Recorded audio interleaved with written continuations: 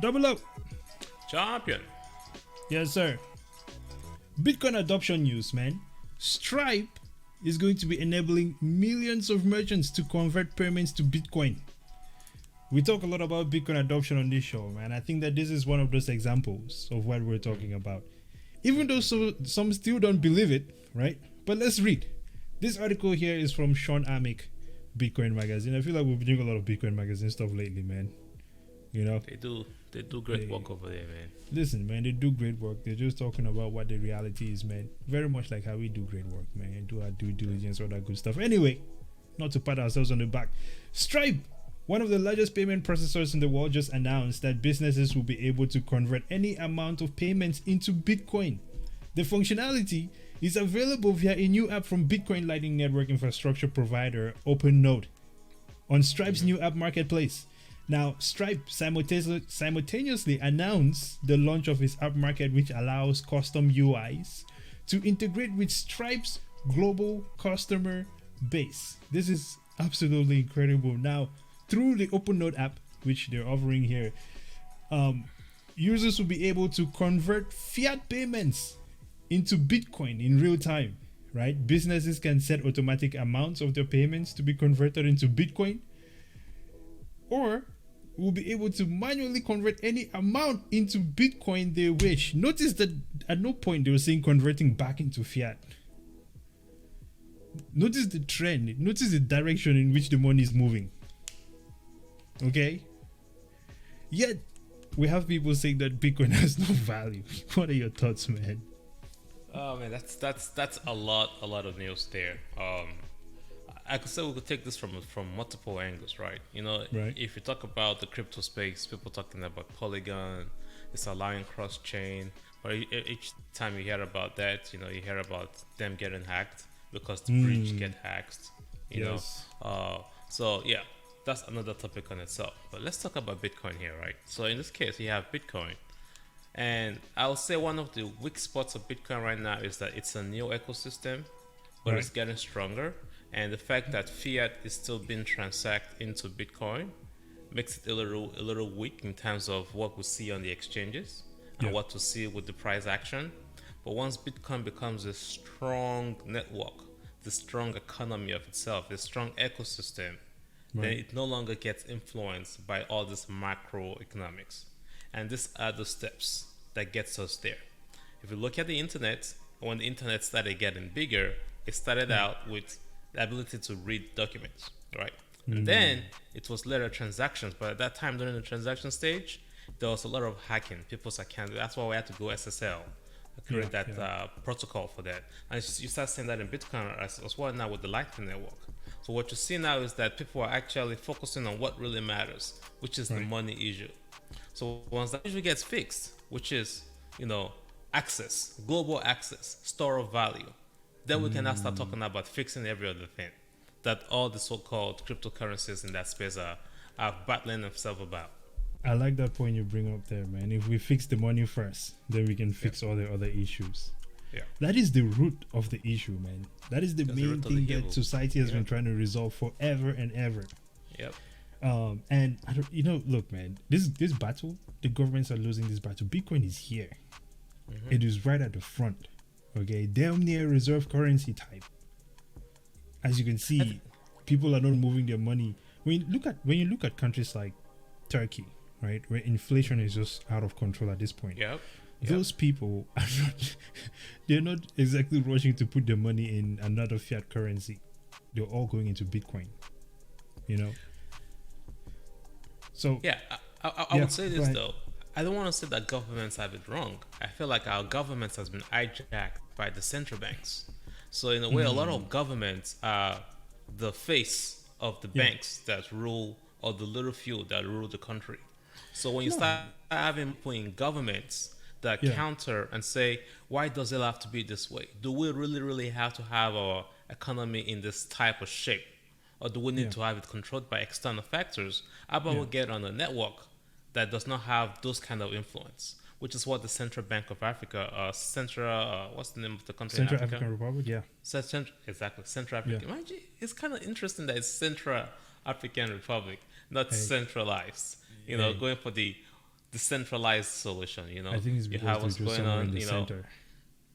And then we also have the Nigerian citizens. We just did a video about that are just Yeah. tired and frustrated by the control of the country by a very few. And I think Right. that's the liberation, Mm. the non-violent liberation that Bitcoin is solving. So we solve the money problem. We solve a lot of economic problems. We solve a lot of poverty problems. Yeah. I mean, you can like imagine just look at that. You can use Stripe, right? Yes. To give the organizations or the people that you say you want to help out directly and track those transactions, right? We see that there's increase in wallets that has Bitcoins, the increase in amount of people that are accumulated on Bitcoin. And now we'll see that the adoption in terms of applications are going on there. And when you hear people like Microsoft and Warren Buffett speak up against Bitcoin, I think they see it as a challenge to their current institutional control. Because Yeah. Absolutely. Open Node is going to be a competition for the Windows Store, the Google Store, the Apple Store, Yeah. eventually, and we're It starting to definitely see that. is. Yeah, I think it's going to be that. It's absolutely incredible. The interface itself, right? Which is what we're just looking at there. It makes it so easier for anyone to interact with Bitcoin, which is one of the biggest things that we've been talking about when it comes to adoption, simplification. Yep. We see Square, we see Cash App doing that. I mean, buying Bitcoin on Cash App now is absolutely simple, Easy. so simple. It's Yep. not like any of the other exchanges. Buying using Strike, if you're using Strike, which is not Stripe but Strike, they Yeah, all sound the Stripe, same. okay. Anyway, these are applications that are simplifying the use of Bitcoin. So Yep. this is not to this is not a show to be throwing shade at the government or anything like that. But I think that at some point we are all human, and a group of us need to realize at this point in time that we do not understand what Bitcoin is. Those are people in leadership, right? It is just clear that they don't understand it. This is not like to say, oh, they're being evil or anything like that. I think that these people just don't know, right, how to handle what is happening. So it's fine when you don't get it. It's time to step aside and let those who understand it, take the lead, I could because it's just they understand the fiat system. I don't think they understand what this is. Yeah, because that's what they've always known. And I could understand the fear of the unknown or the Yeah. fear of a solution or a technology out there that they don't control. Yeah. Then that goes to the question, human factor, do we really need to control? Like, do we Everything. really need borders? What's the advantage of the borders? What the advantage of, you know what, the US dollar is the number one dollar, and every other dollar has to be below that. You know what that costs? It still creates poverty because no matter how hard you work in your own little country, the value of your work that you've had, you can't store it in something valuable, and you say that you want to use the dollar to fix that poverty, you can never, because it will always be substandard. But if we have an equal currency like Bitcoin, you work hard, I work hard, equal value. I don't need your money to say you're coming to come and rescue me because I'm poor. I can work hard. I'm not lazy. It's just that Absolutely. you have intentionally oppressed my currency. And those are the things that we're trying to put on the equal ground here. Absolutely. Liberation, freedom from oppression, and Yeah. yep. I know, like you mentioned the fear of the unknown as well, but the fear of the unknown is not what took America to the moon.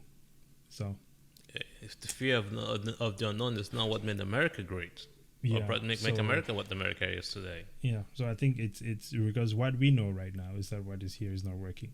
So Yeah. why not try something new? That's what I think. Yeah. This is incredible. Bitcoin is really becoming the new financial system. It's happening. It's happening in our lifetimes, man. And I think that this is just monumental, unlike anything we've seen before. Any final thoughts, sir, before we close this one out? Hey man, just keep on the adoption. Look into running a Bitcoin node. It's really not that hard. True. Definitely we, run we, a Bitcoin node. we do see a future where decentralized applications is gonna be more out there because as we just did a video recently, the federal government full access to everybody's information.